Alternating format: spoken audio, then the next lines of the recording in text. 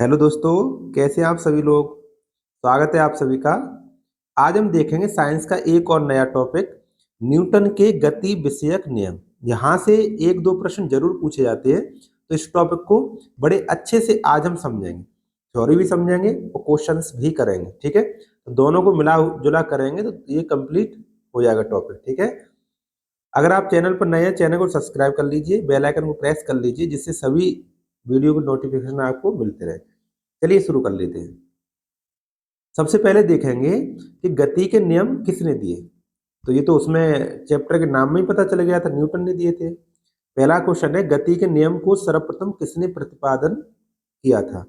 तो sir Isaac Newton ने। तो न्यूटन नाम याद रख लीजिए।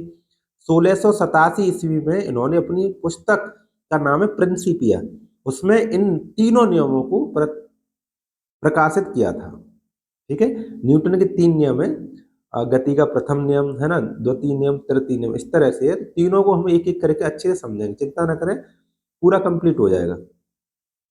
देखो, न्यूटन ने गति विषयक नियमों का प्रतिपादन किया। कितने गति विषयक नियमों का प्रतिपादन किया? तो आंसर क्या होगा? 3। चलो देखते हैं एक एक करके, ठीक है। पहला नियम, न्यूटन का गति विषयक प्रथम नियम क्या है? क्या है? तो सभी वस्तुएं हैं वो सब अपनी प्रारंभिक अवस्था को बनाए रखने का प्रयास करती हैं। ये प्रारंभिक अवस्था समझ रहे हो, यानी जो वस्तु ब्राह्म अवस्था में है तो वह ब्राह्म अवस्था में ही रहने का प्रयास करती है, जब तक कोई उस पर बाहर फोर्स ना लगाया जाए, बाहरी बल ना लगाया जाए। या फिर कोई वस्तु अगर गति में है, गतिशील अवस्था में, तो वह गति में ही रहने का प्रयास करती है जब तक उसको कोई बाह्य बल लगाकर रोका ना जाए। तो ये है, देखो आगे लिखा भी है, विराम अवस्था में है तो वह विराम स्थिति को, या गतिशील अवस्था में है तो गतिशील स्थिति को बनाए रखने का प्रयास करती है। ये प्रथम नियम है। इसी को हम जड़त्व का नियम भी कहते हैं, गैलीलियो का नियम भी कहते हैं। आगे क्वेश्चन है, पूरा अच्छे से कंप्लीट हो जाएगा, आप ध्यान से समझते चले और मेरे साथ जुड़े रहे, ठीक है। ये परिभाषा समझ में आगे सबको, आगे देखते हैं। न्यूटन के गति विषयक प्रथम नियम को किन अन्य नामों से जाना जाता है? प्रथम नियम के दो तीन नाम है, सबको ही याद रखना है आपको। देखो, इसी नियम को हम कहते हैं जड़त्व का नियम।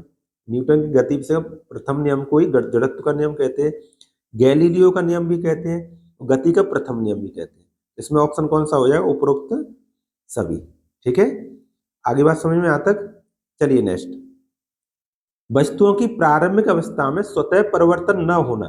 स्वतः परिवर्तन का मतलब समझ रहे हैं, यानी वो ब्राह्मावस्था में तो ब्राह्मावस्था में ही ना अपने आप गति में ना हो, यहाँ पे गतिशील है तो अपने आप ना रुके। इस प्रवृत्ति को क्या कहते हैं? इस प्रवृत्ति को क्या कहा जाता है? क्या कहा जाता है? जड़त्व कहा जाता है। इसी को क्या कहा जाता है? जड़त्व। जो वस्तु भारी होती है उसका जड़त्व भी अधिक होता है, जो वस्तु हल्की होती है उसका जड़त्व कम होता है, ठीक है। ये बात भी आपको याद रखना है। देखिए, जड़त्व कितने प्रकार का होता है? तो जड़त्व दो प्रकार का होता है। जड़त्व दो प्रकार का होता है। एक तो पहला होता है स्थिरता का जड़त्व, दूसरा होता है गति का जड़त्व, ठीक है। ये दो दोनों लिखे हुए हैं, आप दोनों पर नजर डालो, स्थिरता का जड़त्व और गति का जड़त्व, ठीक है। आगे नेक्स्ट, आगे क्वेश्चन बहुत अच्छा है, देखो समझने वाला क्वेश्चन है। जब एक गिलास पर रखे गए कार्ड को उंगली से धक्का दिया जाता है तो उस पर रखा सिक्का गिलास में ही गिर जाता है। देखो, गिलास में गिर जाता है। यह गति के किस नियम की व्याख्या करता है? देखो, ये गिलास है, इस पर कोई कार्ड रखा है, यहाँ पर सिक्का रखा है। अब हम धक्का दें यहाँ से इसमें जोर से, तो कार्ड तो आगे चला जाए गति में आकर, लेकिन सिक्का स्थिर है, स्थिर है ना सिक्का, तो वो वहीं पर रह जाएगा, तो सिक्का नीचे गिर जाएगा, ठीक है ना। ये किस परिभाषा से? जड़त्व के प्रथम नियम से है ना, जड़त्व के नियम से, या फिर गति के प्रथम नियम कहेंगे हम, या फिर गैलीलियो का नियम कहेंगे। कोई सा भी ऑप्शन होगा वो सही होगा। तो इसमें क्या क्या होगा? जड़त्व के नियम से, ठीक है ना। आगे बात समझ, चलिए नेक्स्ट, न्यूटन के प्रथम नियम पर आधारित दैनिक जीवन में कुछ प्रमुख उदाहरण। देखो, ये उदाहरण से प्रश्न पूछे जाते हैं, है ना। निम्नलिखित में कौन सा उदाहरण न्यूटन गति के प्रथम नियम पर आधारित है? तो ऐसे उदाहरण लिखे होते हैं, वो हमें छांटने होते हैं। देखो, पहला, रुकी हुई गाड़ी के अचानक चल पड़ने पर उसमें बैठे यात्री पीछे की ओर झुक जाते हैं। देखो, गाड़ी है, रुकी हुई है, एक साथ चलेगी तो हम पीछे की ओर झुकते हैं। किसके कारण झुकते हैं? न्यूटन के प्रथम नियम यानी जड़त्व के कारण झुकते हैं। यानी गाड़ी तो गति में आ जाती है लेकिन हम स्थिर है तो हम पीछे झुक जाते हैं, ठीक है। या फिर चलती हुई गाड़ी अचानक रुक जाती है तो हम आगे की ओर झुक जाते हैं। ये भी किसके कारण? जड़त्व के कारण, ठीक है। ये दोनों पॉइंट आपको याद रखने हैं। आगे और भी है, देखो, गोली मारने से कांच में छेद हो जाता है, देखो गोली मारे तो एकदम फिक्स छेद हो जाएगा, लेकिन पत्थर मार दे तो क्या हो जाए, तो टूट जाता है कांच, ठीक है ना। ये भी जड़त्व के नियम से।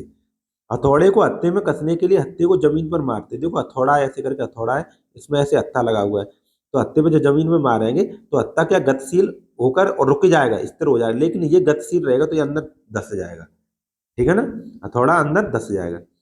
पेड़ की टहनियों को हिलाने से फलों और पत्ते नीचे आ जाते हैं, जो पेड़ है टहनियों को हिलाएंगे तो टहनी तो गतिशील हो जाएंगे, लेकिन फल है वो तो स्थिर है, उसको क्या पता तो वो गतिशील हो गया तो वो गिर जाता है फिर, ठीक है ना। आगे बात समझ में, तो ये इस पर आधारित थे, प्रथम नियम पर आधारित थे।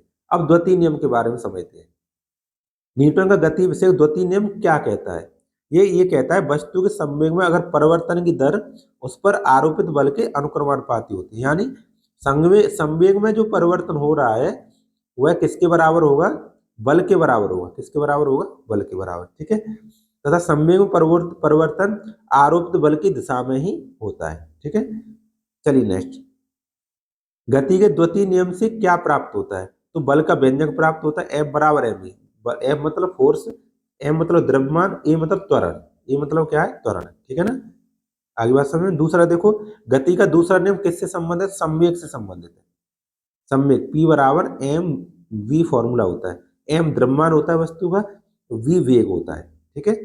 गति का दूसरा नियम किसे समझने में सहायक है, तो बल के प्रभावों को समझने के में सहायक है, ठीक है। ये तीनों क्वेश्चन इंपोर्टेंट है, आपको याद रखने हैं।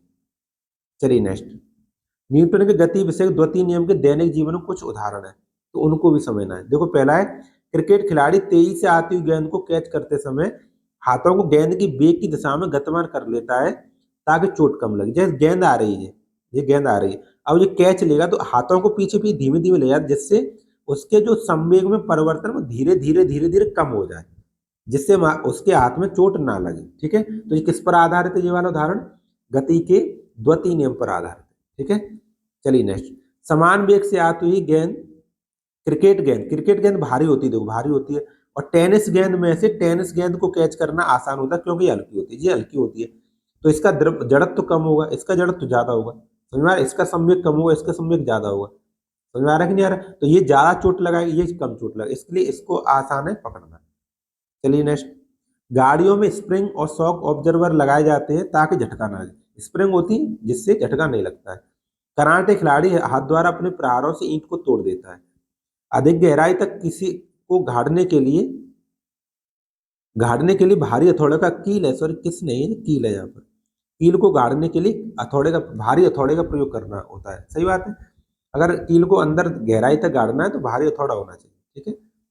आगे न्यूटन का गति विषय तृतीय नियम, ठीक है, तृतीय नियम के बारे में समझते हैं। इसको क्रिया प्रतिक्रिया का नियम भी कहते हैं।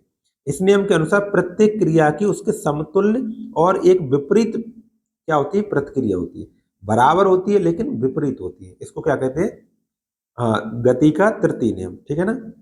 चलिए नेक्स्ट, किस नियम को क्रिया प्रतिक्रिया का नियम कहते हैं, तो इसी को कहते हैं गति विषय के तृतीय नियम को क्या कहते हैं, क्रिया प्रतिक्रिया का नियम भी कहते हैं। आगे, दीवार पर फेंकी हुई गेंद किस नियम के कारण टकरा कर वापस आती है, जो फेंकेंगे क्रिया होगी, वापस आएगी तो प्रतिक्रिया होगी, यानी तृतीय नियम पर।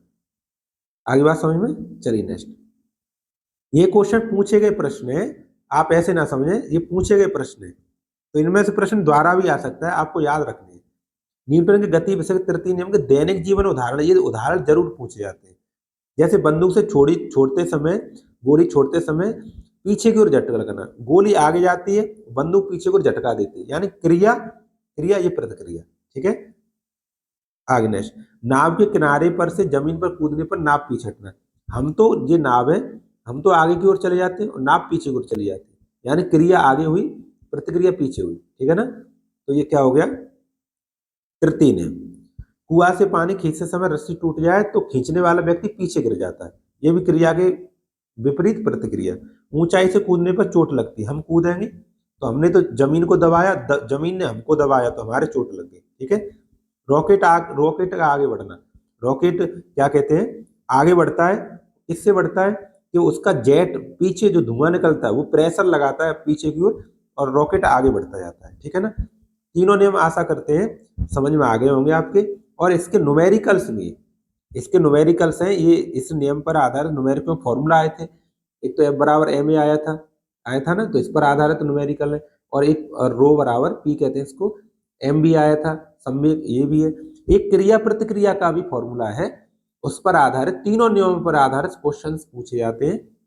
वो क्वेश्चंस मैं आपको नेक्स्ट वीडियो में कराऊंगा, ठीक है ना। नेक्स्ट वीडियो में आपको क्वेश्चन ही क्वेश्चन कराऊंगा, आप केयरफुली होकर ध्यान से समझाएंगे तो सीख जाओगे, ठीक है ना। आज की वीडियो कैसी लगी कमेंट बॉक्स में बताइए। अगर चैनल पर नए, चैनल सब्सक्राइब कर लीजिए, बेल आइकन प्रेस कर लीजिए, सभी वीडियो को आपको नोटिफिकेशन मिलते रहे, ठीक है।